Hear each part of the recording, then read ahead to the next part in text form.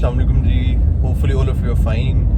आज थर्सडे है 24 मार्च और मैं अभी दफ्तर की तरफ जा रहा हूँ। सुबह के 7:45 हो चुके हैं और कैंट को क्रॉस कर रहा हूँ अभी।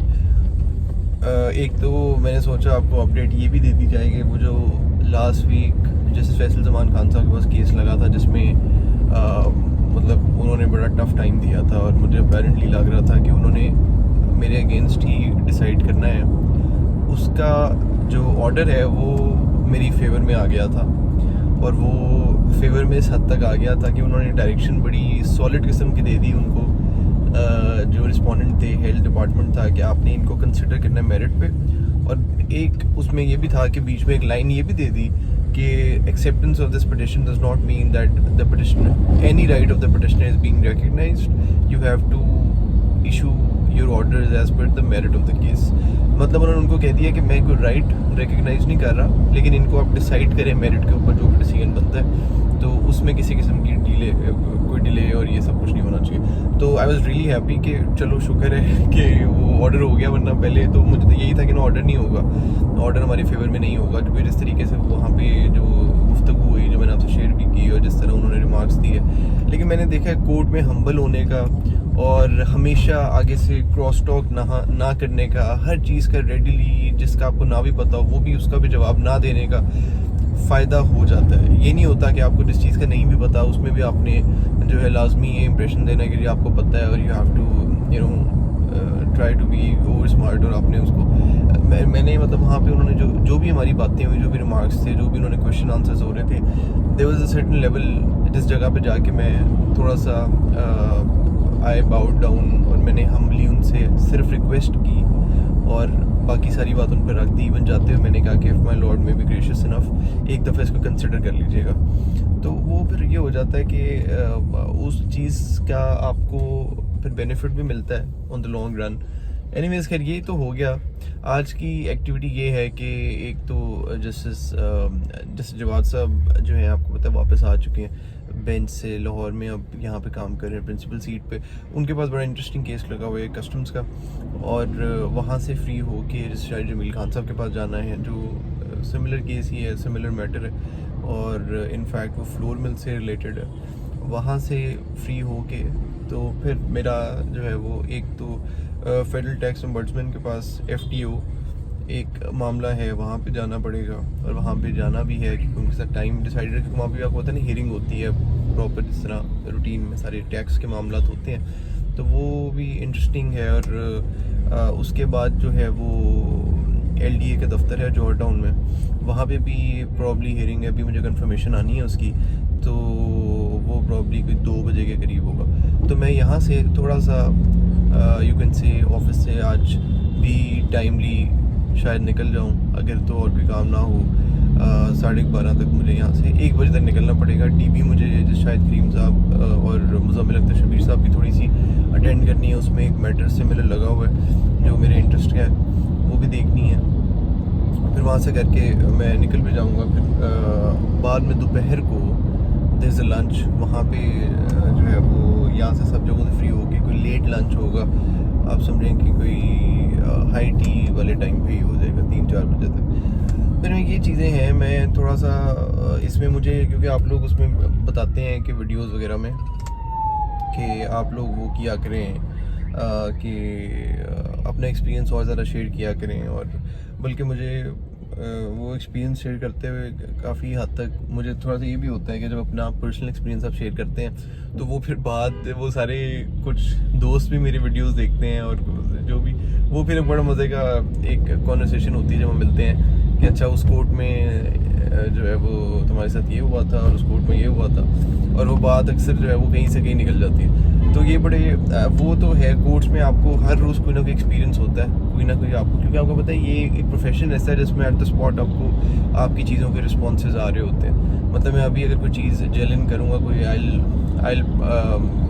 If I throw something in water और उसका जो स्प्लैश है वो इमीडिएट आता है, वो ये नहीं होता कि आपने आज कोई मीटिंग अटेंड की है तो उसकी जो उसके रिजल्ट्स हैं वो जैसे कॉर्पोरेट ऑफिस में होता है कि आपने कोई आइडिया पिच इन किया है तो उसका जो रिज़ल्ट है या जो आपको मिलना है वो जो कंप्लीट प्रोजेक्ट है वो आपके हवाले होना है या नहीं होना, वो आपको एक हफ्ते बाद पता चलता है, एक महीने बाद पता चलता है, या फिर इमीडिएटली पता चलता है। तो यही तो ये इस प्रोफेशन की ब्यूटी है कि you have to argue cases. मुझे बल्कि आज काफ़ी अपने केसेस की अपडेट भी लेनी है। एक तो जो है वो SNGPL वाले केसेस जो नीचे फाइल किए थे उनको भी अखबार इश्तेहार और उसके लिए रख दिया गया है, डेट उसमें मिल गई है, उसकी भी जो है वो थोड़ी सी अरेंजमेंट्स करनी है। हाई कोर्ट में कुछ केसेस हैं, उनकी डेट्स जो है वो इकट्ठी करनी है।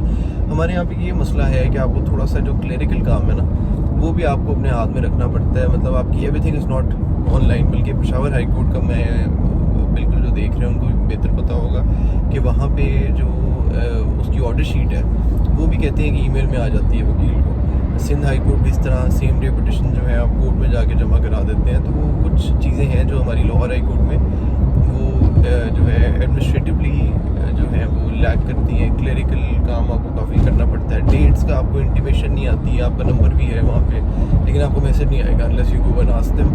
और फिर आपको फिर वो एक हैसल होती है, आप अपना लड़का भेजो जाके पता करके आए, आधा घंटा उसका भी ज़ाया होता है, आधा घंटा आपका भी वेट में निकल जाता है। तो this is something that you should be aware of कि जब आपने काम करना है तो आपने फिर इसको जो है वो हर तरह से ही आपने अपने हाथ में चीज़ों को देख के फिर आपको चलना होता है। मैं अब अपनी फेवरेट रोड पे भी आ गया हूँ, माल रोड पे वाइल्ड टॉकिंग। और वो माल रोड जो है इसमें इसी रोड पे पूरा दिन आज घूमना है, माइनस जो है टाउन वो वहाँ से चला जाऊँगा। एनीवेज ये तमाम चीज़ें जो होती हैं ये मैंने ये देखा है कि आपने एक तो मैंने टैक्स के कामों में देखे कि टैक्स के जो लोग जितनी भी चीज़ें हैं वो सबको ये बात तो पता ही है और होनी भी चाहिए कि टैक्स में आपकी मल्टीपल रेमेडीज़ होती हैं और मल्टीपल प्लेटफॉर्म्स होते हैं। अच्छा, ये आपकी ऑप्शन होती है कि आपने उन प्लेटफॉर्म में से किसको चूज़ करना है। There is no right platform as per से।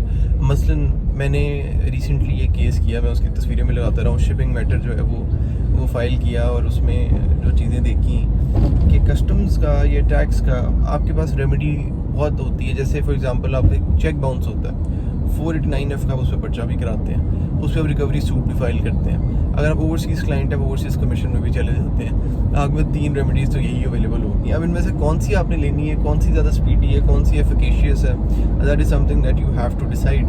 तो आप being being an advisor to your client, what you have to really do is that you have to place all options in front of them. जैसे बिजली के कुछ cases में जो industry होती है वो नेपरा के पास जा सकती है, हाई कोर्ट आ सकती है, कुछ मामलों में सिविल सूट जो है वो गैस यूटिलिटी कोर्ट में कर सकती है, रिकवरी सूट या इस तरह। इसमें फ़र्क क्या होता है, नेपरा के पास स्टे देने की पावर्स नहीं है, हाई कोर्ट के पास स्टे देने की पावर्स है। अब आपने देखना है कि आपके क्लाइंट की नीड क्या है।